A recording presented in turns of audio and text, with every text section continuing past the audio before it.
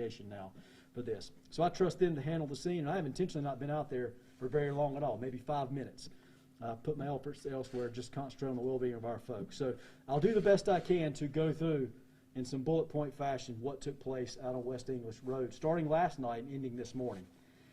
Somewhere around 11:15 last night, we had a shots fired call in the West English Road area. We actually had officers about a block and a half away answering another totally unrelated call. They heard the shots fired and then moved to the area where they thought the gunfire was coming from. Again, we're talking about a pretty expedient fashion. I mean, we're talking about a block and a half away. Officer who initially responded was able to observe a subject in the front yard of 2915 West English Road, where they thought the shots were coming from. They tried to make contact with the individual. Subject was uncooperative with our officer. The individual retreated back into the house and then immediately came back outside and brandished a rifle in an offensive fashion with the officers that were out front. He presented in the offensive manner. Our folks took cover and gave us the commands to drop the rifle, which he did not comply with. The rifle was described as an AR-15 style platform weapon with a drum magazine. So we're talking about a pretty good round capacity based on the description they were given. And the officers that were on scene looking at the names probably know their weapons pretty well, so I'd have to trust that. The officers took cover, and being that situation where you knew we already had some shots fired, we actually physically saw the weapon and the uncooperativeness of the individual, thought it was best to treat this like it was going to be a barricaded subject. So they took cover, started setting up perimeter, and immediately called our tactical team into play.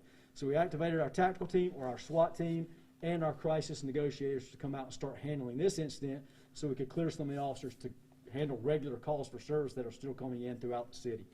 So our TAC team was activated and crisis negotiators started showing up. In the meantime, we had some investigative work that was going on, started trying to put the pieces together out here.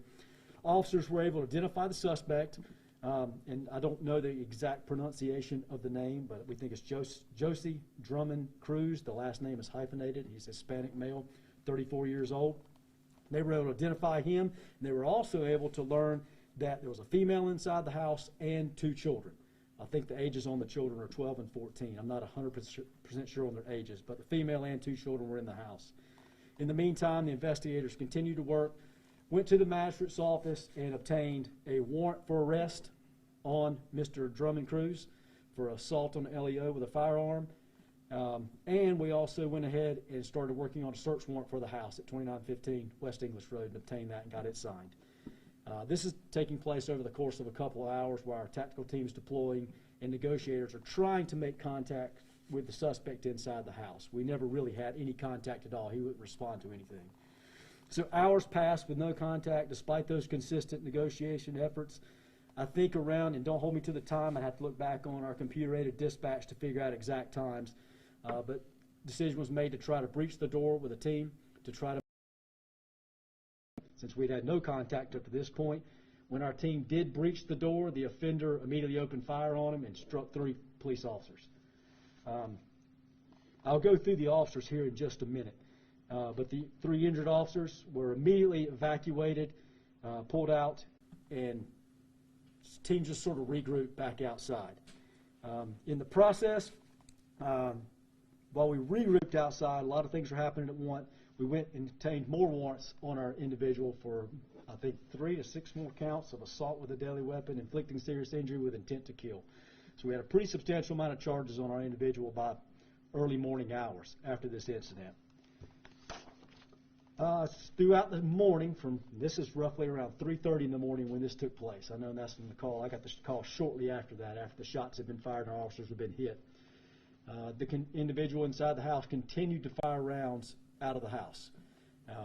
Some of them through the wall, from what I can understand, through windows. I don't know if he was shooting at individuals and specific officers outside or just indiscriminately shooting, but we had a lot of gunfire coming from inside the house throughout the morning. And we're talking about a period of hours. I was actually on the radio by this time, and I could hear the chatter going on, so it was consistent throughout the morning. A lot of rounds were being fired from within the house. So our folks had been on scene for, I don't know how many hours, since 11-something the night before, involved in a critical incident.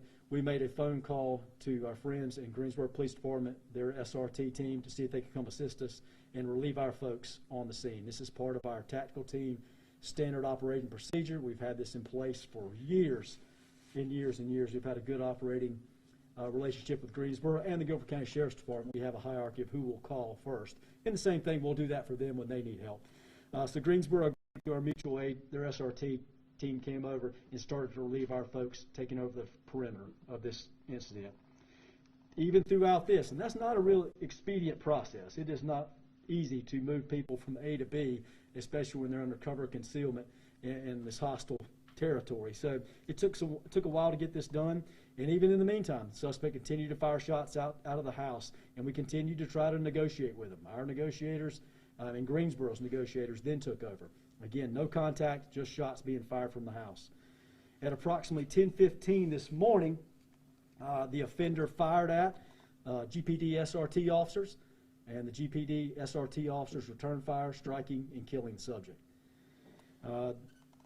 Throughout, when they went in and cleared the house, we found obviously our offender dead. We also found a female was deceased. The circumstances around her death are unknown. That's why we have an investigation going on. I can't even answer any questions on that. I know she is deceased. I do not have her name. I know we had not notified a next of kin yet. The two children that were in the house, we located them safely and removed them from the scene, and they've been taken to the hospital for triage, and they're right now have been over at the Family Justice Center for forensic interviews in this case. Since we had the officer involved, we'd already called the SBI in the morning after the initial shooting of our officers about 3:30. So they were aware of the incident. We made sure they were on the way to come assist because we now truly had an officer-involved shooting. So we contacted the SBI to handle that part of the investigation. That's standard operating procedures for almost every agency, including us and for Greensboro. We will let SBI totally take over that part of the investigation from this point forward, and we'll cooperate with them and provide them whatever they need. As standard procedure, officers from HPBD and GPBD, I imagine, are going to be placed on some sort of administrative duty pending the criminal and administrative investigation that's going to take place over the course of the next several weeks. As far as the officers go, I'm going to backtrack a little bit to our folks that were shot last night. Well, and that's really what the crux of this is all about, is the man tried to kill 3 of our officers. He tried to murder them this morning. Unsuccessfully, thank goodness. That was a long ride from my house to the hospital this morning to check on our people. A lot of unknowns in there because several things going at once and information transfer doesn't flow like you think it does sometimes in a critical incident. But I was very happy to lay eyes and actually speak to all 3 of our officers this morning in the hospital. All 3 were in good spirits. I'm not going to give out their names or anything like that. I'm just not going to do that at this point in time. I don't think it's really the bearing of it. One had injury to a hand, a gunshot wound to the hand, the right hand. One had a gunshot wound to the left shoulder arm area, and then one had a gunshot wound to the left leg. One of those officers went into surgery this morning for the left leg injury. He successfully completed surgery. Looks like he's doing good. If everything goes as planned, according to the doctor, should be released from the hospital tomorrow. The other 2 officers were treated this morning and left the hospital under their own power. One will probably have to come back for some follow-up on the hand next week, we're guessing, just to see how much damage we have in there. But all of them were in good spirits. It was good to lay eyes on our folks and know we survived this incident without any other casualties. I know that's the down and dirty of this incident, the best details I can give you. I have intentionally stayed out of the mix, like I told you. I haven't asked a lot of questions about the details because I don't want to interrupt the SBI investigation in any way, shape, or form. I don't think that's my business to do it. We trust them to do their job, and we'll cooperate with them. So we'll stay out of the way until then. But if you do have questions, I will do the best I can to answer them. I just can't promise you I'll have you an answer. Can you repeat the name of the suspect? Yes, ma'am. And I want to make sure I get it right because I just quickly looked at the warrants before I walked in here. Josue Drummond Cruz, Josuedrumond Cruz, Cruz. He's a Hispanic male, 34 years old. And how many shots did you say were fired overall? If you could ballpark it, is it like dozens, hundreds? I don't know. Like from the suspect? Yes. Or I don't know. I know throughout the radio, the chatter that I heard when I actually clicked my radio on, at roughly 3 something, close to 4 this morning. It was a pretty consistent shots fired from the house, shots fired from the house. Now, I don't know, they wouldn't say how many shots, but I know I heard that over the radio several times throughout the morning until the culmination of this event around, 10 something. And the female, did she have bullet wounds on her? I haven't seen her at all. I just know she's deceased. And Chief, I know you mentioned that it was Greensboro officers who ultimately fired and killed the suspect. Did any High Point police officers fire any weapons? Yes, I'm sure we did. In the initial barrage of gunfire, when our officers took rounds at the door, I am confident we fired back, although I don't know how the dynamics of a shooting take place. So I just don't know a round count or anything like that, or who fired what, but I am confident we returned fire in some capacity. And I know you said at 10:15 a.m. approximately is when those Greensboro officers fired. That was shortly after we heard what we thought were flashbangs on the scene. Can you describe what led up to officers ultimately shooting? Was there another attempted entry to the home? I don't know. Again, I was probably still at the hospital at this point in time, and I know I heard all the chatter, and I did hear the talk about the bangs at the house. I watched some of the news stuff that was going on to the best of my ability. But as far as the tactics that were deployed out on the scene and the actual events that are in the shooting part, I do not know. And I didn't ask because I did not want to jeopardize that investigation on the backside. Chief Stroud, do you have any idea of a motive for this, and did you have a history with this guy who was shot and killed? I am not familiar with him. I mean, I'm sure we have an in-house file on him that we'll be looking at over the course of the next week throughout this investigation. I know we've answered calls there in the past for noise violations that I specifically heard an officer say they've been there before. But as far as an interaction with him, I don't know. I don't know the name. And no motive at this point? No, sir, that I would know of. Has the High Point Police Department, and I guess the Greensboro as well, had any recent trainings, any recent gun trainings to help prepare officers for these situations? Every day. Well, not every day. I'm sorry, that's not correct. This is clearly firearms for us, and I don't want to speak for Brian, but I'm confident that his agency trains like we do. I mean, firearms is a consistent yearly thing for us. I mean, we treat it pretty seriously. I mean, we're talking about critical incidents. Look across the country at what's going on. This is something we want to be up to date on. And it's a perishable skill. It is. You need to constantly train in the area of firearms, and more along the lines of decision making, though, in critical incident. Pulling the trigger on the weapon is probably the easy part. It's the decision making that goes in behind making that trigger pull is what counts. So yes, we train on it quite consistently throughout the year. It is a main training topic for us, as it is probably every agency. But yes, I imagine we both take it pretty serious. Let me just say, we do, our SRT team is who actually responded, and not enough room up here, right? Our SRT team responded, and they do train on a regular basis as a team. That is a specialized unit. And the same goes for our tactical team. They train once a month to the best of their ability. I mean, COVID has clearly put this stamp on about everything. So they're doing the best they can to train, yet still meet a lot of the restrictions that go in there. But a barricaded subject call for us is pretty, I don't want to say common, but it happens more often than anything else. So we are very up on this. And the folks that were out there, this is not their first show with a barricaded subject. So we were very familiar with how to deal with these things.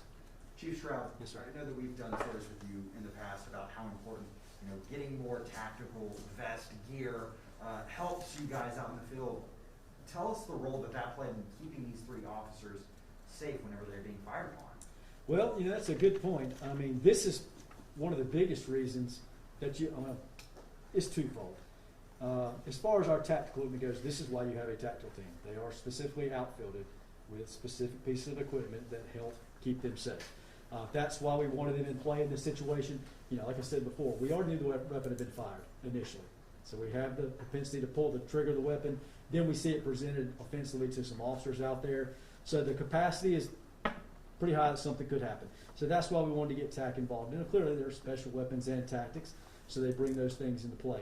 But that safety equipment goes across the board. I know in the past year and a half, we've deployed every one of our officers here at the police department with body bunkers or rifle plates for the simple fact that we see more rifles on the street now. And we want to be able to give our people the safety features that they need to combat that.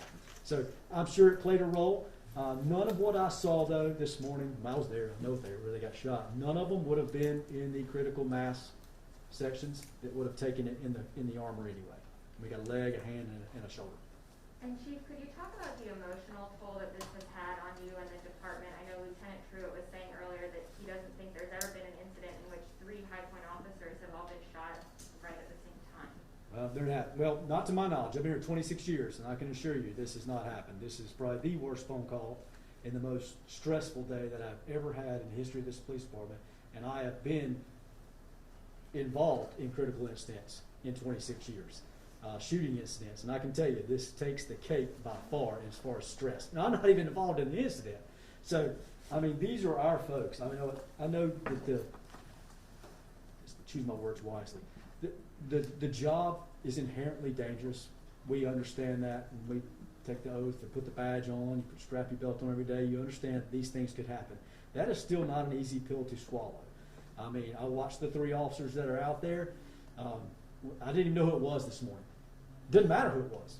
It could have been any one of our 262 sworn officers. And it was the same to me. So it was a very nervous moment driving in this morning. This is an impactful event for our police department.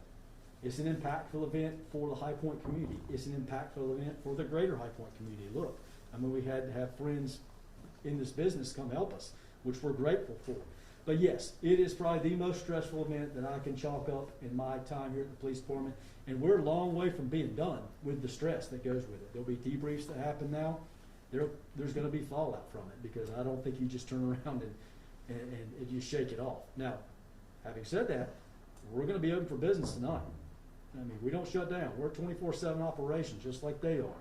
Our folks have a duty to protect this city, and we're going to do it. We're going to be crime fighters #1. So our crews are back out on the street tonight. But to answer your question specifically, yes, it's stressful.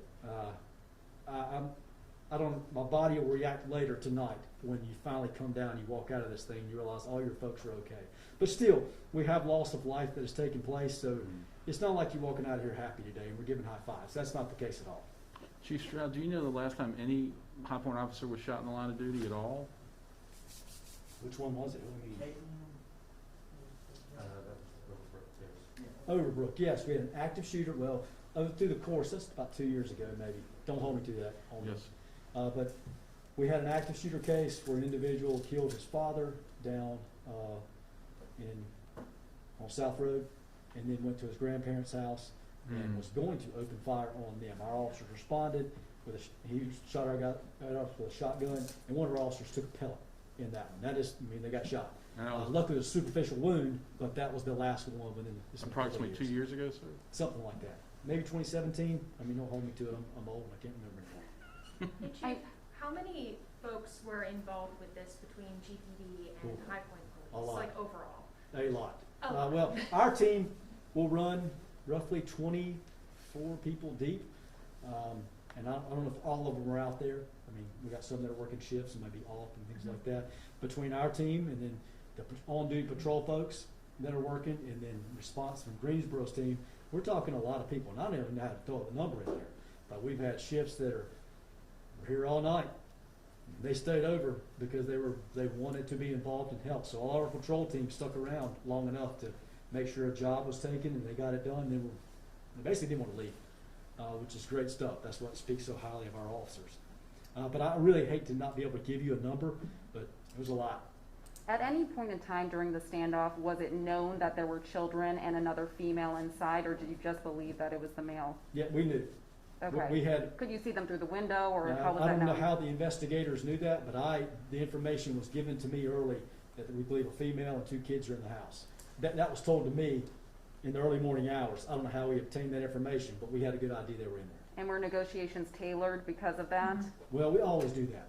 I mean, even on a solo suspect, which is clearly, I'd much rather have that than have third parties involved. But no, we're still going to try to use crisis negotiators. The end result is for a peaceful resolution where he voluntarily gives up. And there's plenty of opportunity to do that today. I mean, we're not talking about a very short time span. We're talking about a long time with plenty of opportunities to come out. Could this be described as a hostage situation since I don't know children that. were involved? I mean, I don't, from the details that I've been given, I don't think so, but I don't know. And those are things we'll investigate throughout. And those forensic interviews with the children should tell us a lot, depending on what we can do with those. And can you tell us where in the house everyone was whenever you guys made entrance? I don't know. I haven't even seen the house. Just feel like that. I went down the scene for about 5 minutes. I did not go into the crime scene tape, so I never really even got to see the house. But that, like I said, that was intentional. Pretty much, stay out of the way, Travis. That's what it boils down to. The relationship between the suspect and the woman and the kids, we're talking about husband, wife, I speculate kids? it was his wife. But I don't know that. I don't know the name. We haven't been able to identify all that and make next of kin notifications, so I can't confirm that. Did any of the bullets stray and hit other homes in the area as well when the suspect was firing? Well, he was firing quite a bit, and those rounds have to impact somewhere. We just don't know yet. We have not gotten calls from neighboring houses and stuff like that saying my residence was struck, though. We've been checking on that all day. We did a lot. Part of the process when you have a barricaded subject, especially that armed barricaded subject, is we'll try to evacuate a lot of the houses around that immediate area to get them out of the danger zone. So that was taking place. But as far as I know, we don't have anything that is struck, but I mean, a round's got to impact somewhere when you fire. It's got, I don't know what it hit though. With that many shots fired, so everyone's pretty lucky that no one was caught in the crossfire, at least for standard? Yes. I think you got it exactly right. We're very lucky here. Chief Stroud, how many people were evacuated, does the police know? And as far as houses, I don't know. They call out addresses and they'll all be logged into our computer-aided dispatch, because once we do evacuate a house, or we have them shelter in place into a certain part of the house, those will all get logged. But that'll be, we can track it back down as we look back at this investigation. In that initial entry before the officers were shot, how many in this team, how many were actually trying to go into the house or breach the house that first time? I don't know. Being as former member of the team, I know what I would have probably sent up there to do this, but I don't know what the guys did last night, or this morning, I'm sorry. I have no idea. I imagine one of the things was to breach the door alone. Get that part out of the way, and then we'll work from there. It may not even been to make a full-scale entry yet. It may have been a tactic to breach that door and basically force communication with him. Get him to talk to us, one way or another. Check to see his status, something like that. And I'm speaking out of past tactical experience, because I was not there and I don't know what their thought process was and what they were doing. So I'm going on, here's what I think happened. I've done plenty of these. At any point during these, negotiations, did the suspect or subject in this case, did he say anything back to your officers at all? To my knowledge, no. Was that a language barrier thing you mentioned? I don't think so. Okay. But I don't know that. I don't, Right. I mean, I'm speculating. I hate to be able to give those sort of vague answers, but from what I've been told, we never had any communication with him. Chief, the decision to breach the door at that time, was that influenced by the fact that there were kids in the home? Well, I think it's probably going to be a little bit of a standard operating procedure anyway. When you have hours and hours and hours of no contact, at some point in time, we're going to have to make a move to at least initiate that contact. And a lot of times we'll do that. We'll just crack a door open through whatever means we need to, and then that'll get that subject to talk to us. And again, I don't think it was predicated by the children being present. Now, clearly, that is a key factor for us that changes your tactics. There's things that we will not do when children are present. And do you know, this right here may be a question. One more? Sorry. Go ahead. Oh, I was Last just- one? Oh, last one. Well, You're up. You're good. oh my gosh, bro. No, can you tell us, I know that, you guys have worked these cases in the past. First of all, was there anything else found in the house? And two, what happens next for you guys as a police family moving forward? Well, it's the first question, what's in the house. I do not know. I don't even know if we've gone on a full-scale search of the house right now. There'll be several investigative steps that'll happen, which will be dictated by the SBI. Their agents will be in control. We will help them. We will provide them the resources that they need, but we will guide them. We'll let them guide us on the house search and stuff like that. And they're still out there on the scene, so clearly that's not all they've done. So I don't know what else was in the house. But as far as recovering in a police family, again, I don't know. I've never had to really, I know that's a very vague answer. It's probably not the one our guys want to hear from their interim chief of police.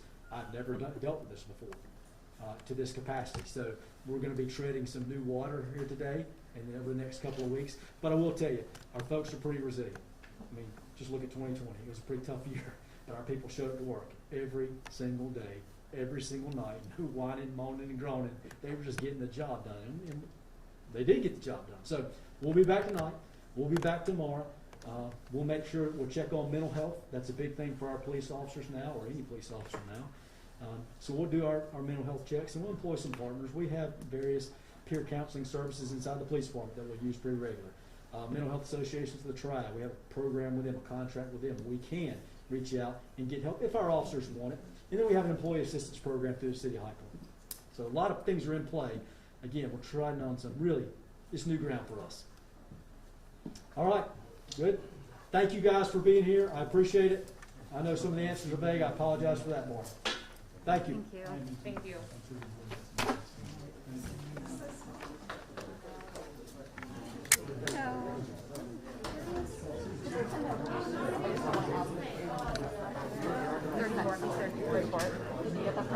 Yeah, no, I heard something. Oh, there's no 9. Thank you all so much for coming out, the coverage and cordialness and everything. We greatly appreciate it. Thank Thank you. you.